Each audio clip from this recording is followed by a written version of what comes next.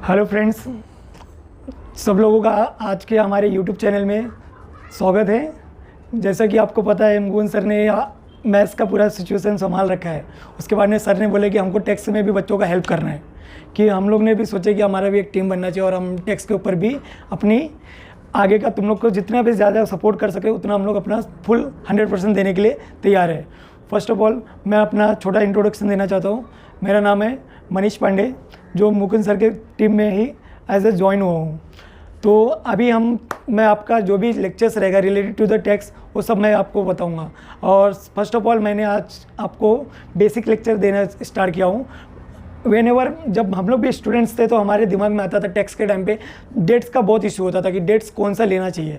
तो हमारे दिमाग में जब कभी हम लोग पढ़ते थे तो हमको बुक में दिखता था असेसमेंट ईयर है, प्रीवियस ईयर है, फिनेंशियल ईयर है। तो हम कंफ्यूज हो जाते थे कि असेसमेंट ईयर किसको बोलते हैं, प्रीवियस ईयर किसको बोलते हैं, फिनेंशियल ईयर किसको बोलते हैं। तो मैं वही आज का क्लैरिफिकेशन आपको देना चाहता हूँ कि आने वाले टाइम में आप जब कभी भी कुछ भी पढ़ो रिलेटेड टू द टेक्स्ट तो आपको वो कन्फ्यूजन कभी ना हो कि असेसमेंट ईयर क्या होता है, प्रीवियस ईयर क्या होता है एंड फिनेंशियल ईयर क्या होता है। तो चलो लेट्स सी हम लोग देखते हैं कि पहला क्या रहता है financial year.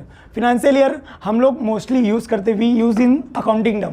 Accounting term means कोई भी कंपनी का फिनेंशियल स्टेटमेंट बनाया जाता है। तो कंपनी का जो फिनेंशियल स्टेटमेंट बनाया जाता है तो उसमें हम लोग जो भी डेट लेते हैं तो ऑलवेज स्टार्ट होता है अपना फिनेंशियल ईयर का डेट 1 अप्रैल 2019 से। कोई भी ऐसा एग्जांपल ले लेता हूँ, मैं तो इधर पे 1 अप्रैल 2019 टू 31 मार्च 2020 लिया हूँ। मीन्स कोई भी अगर अपना फिनेंशियल ईयर स्टार्ट होगा, starting always start for 1 April and 31 March. This is our financial year. हमेशा फिनेंशियल ईयर आपको 1 अप्रैल से लेके 31 मार्च तक ही दिखने को मिलेगा। तो ये हमारा फिनेंशियल ईयर अकाउंटिंग में ज़्यादा यूज़ होता है, ये हमको टैक्स से रिलेटेड नहीं रहता। फिनेंशियल ईयर का कंसेप्ट हम अकाउंट्स से वो सब में देखा जाता है और टैक्स से रिलेटेड कंसेप्ट में हमको हमेशा देखा जाता है कि दो चीज़ का ईयर अपने को सुनाई देता है। जब कभी भी हम लोग कॉलेज में लेक्चर अटेंड करते हैं या कहीं पे भी बुक्स देखते तो हमको कोई भी असेसी का इनकम कंप्यूट करना रहता है तो उसमें दिखता है एक असेसमेंट ईयर, एक प्रीवियस ईयर।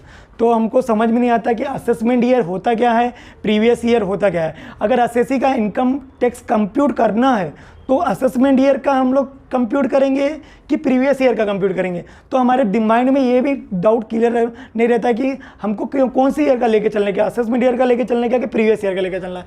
तो इसके यही डाउट्स का क्लैरिफिकेशन मैं आपको अभी इजी वे में बताना चाहता हूँ।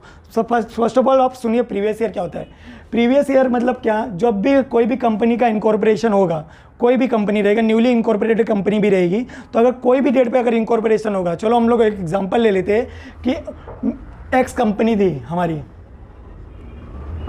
एक्स कंपनी थी, उसका डेट ऑफ इनकॉर्पोरेशन था 1 अक्टूबर 2018 फॉर एग्जांपल, ऐसा समझ लिया जाता है। तो इसका डेट ऑफ इनकॉर्पोरेशन 1/10 को हुआ। जैसा कि बोला जाता था कि फिनेंशियल ईयर में हम लोग ने अभी डिस्कस किया कि 1 अप्रैल से लेके 31 मार्च तक लिया जाता है, लेकिन इसका डेट ऑफ इनकॉर्पोरेशन तो बीच में आ गया।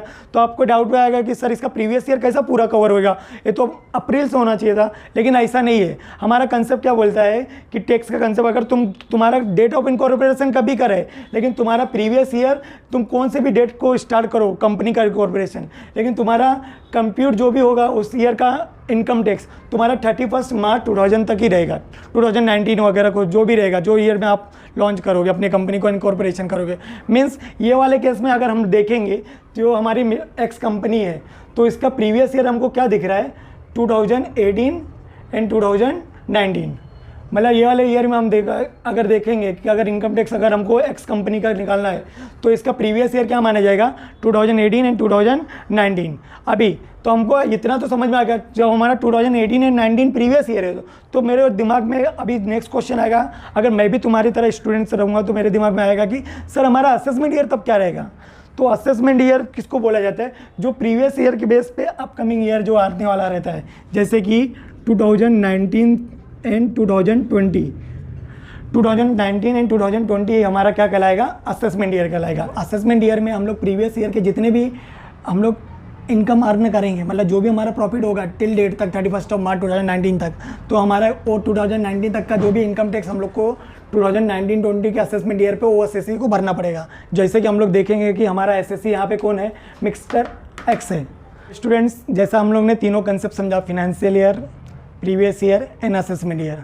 अगर तीनों ईयर में आपको डाउट्स आ रहे हैं related to the financial year, related to the previous year and related to the assessment year, तो हमें प्लीज़ कमेंट बॉक्स में आप कमेंट्स करके बताइए, तो हम आपके डाउट्स का रिप्लाई ज़रूर देंगे। सो फ्रेंड्स, अगर आपको वीडियो अच्छा लग रहा है तो वीडियो को लाइक कीजिए और हो सके तो फ्रेंड्स को शेयर भी कीजिए। और अभी तक आप लोगों ने हमारे चैनल को सब्सक्राइब नहीं किया तो चैनल को सब्सक्राइब कर दीजिए और बेल आइकन को प्रेस कर दीजिए, अपकमिंग वीडियो का नोटिफिकेशन आपको मिलता रहे। Thank you for watching.